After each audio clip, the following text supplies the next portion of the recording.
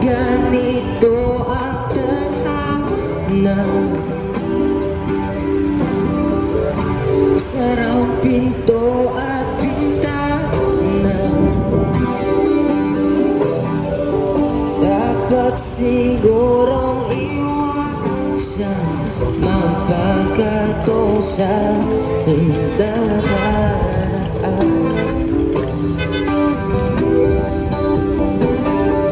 Mga nakasanayan dapat nang kalimutan upang di tayo magkasakitan. Hanggang dito na lang, hanggang dito na lang.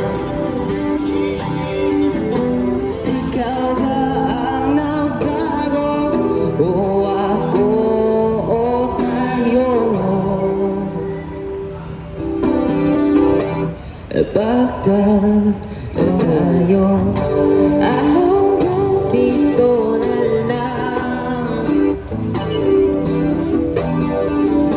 hanggang dito na lang.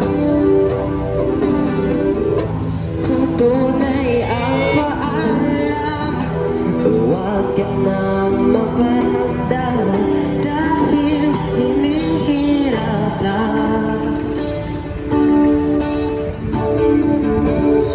Hanggang dito